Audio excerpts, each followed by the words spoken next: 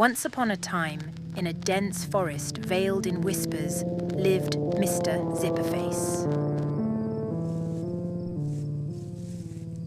With his towering stature, gaunt figure, and peculiar zipper-like features on his head, Mister Zipperface was known to meander through the woods, his zany zips and zaps resonating among the ancient trees, whilst sending chills down the spines of all who heard them. The forest dwellers rarely braved a close encounter. On a bright and balmy day, as Mister Zipperface ambled through the underbrush, he came across a glistening pond. There, in the mirror-like waters, basked a colossal axolotl known by the name Chewy Chum Chum. This was no run-of-the-mill axolotl.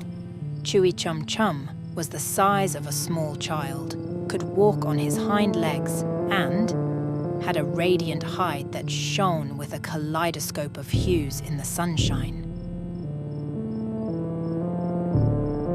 Mister Zipperface, usually the subject of wary gazes, felt an odd tingle of warmth at the sight of Chewy Chum Chum. The axolotl, eyes aglow with goodwill and fins fluttering in welcome, greeted Mister Zipperface with a genial salutation.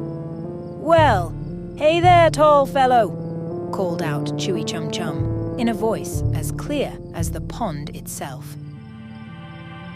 Mister Zipperface, taken aback by such a warm reception, paused before responding with a series of harmonious hums and buzzes, followed by the jingling of his zippers and a cunted head tilt.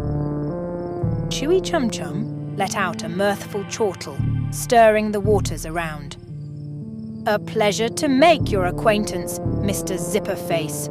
What brings you to my watery abode this dank, dark night?" How the curious amphibian could understand the jingles and jangles ringing from his zippery face was quite the mystery. Mister Zipperface shared tales of his lonesome wanderings, how his peculiar presence and the strange symphonies he created always set him apart from the rest, always sent others running.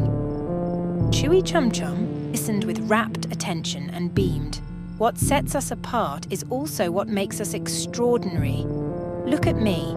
I might not be your average axolotl, but I've found joy in these waters, and now I have the pleasure of your company." The mismatched duo spent the twilight hours venturing through the verdant forest.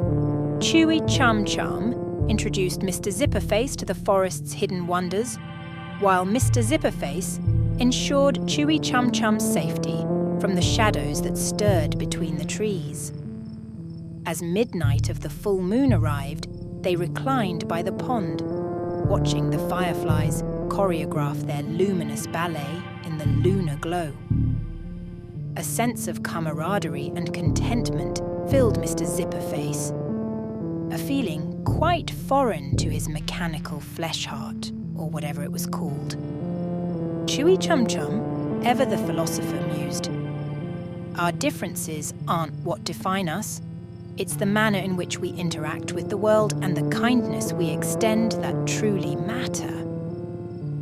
Mister Zipperface nodded, his zippers chiming in the cold, empty darkness, their sterling glow catching the last gleams of twilight, understanding now the profound meaning of acceptance and amity.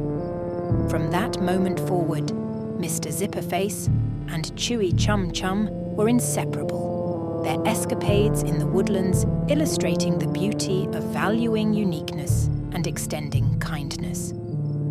The other forest inhabitants, still apprehensive of Mister Zipperface, began to perceive him in a feared light as a being of foreboding dread, and Chewy Chum Chum, with its sage advice, continued to impart knowledge unto him and embark through the shadowed thicket as the companion of the fearsome Zipperface.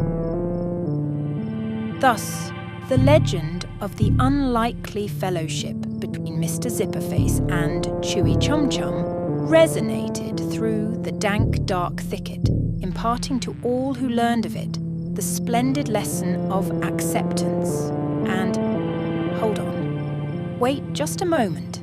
Mr. Zipperface, what is it you are doing? It seems you found a path. Peculiar. I don't remember there being a path there. Where are you going, Zipperface? And now Chewy Chum Chum has multiplied? Wait, that isn't right. Who have you found now? Finley? Finley Spark? Who is he? Zipperface, you aren't making any sense. He wants to take you to his village? Where did that come from? It is rather quaint, isn't it? It seems the villagers are strangely apprehensive of you, Zipperface. This town is making me uncomfortable. The closet. Oh dear. Well, it seems Mr. Zipperface has wandered into your world now. Be sure to keep the door shut tight.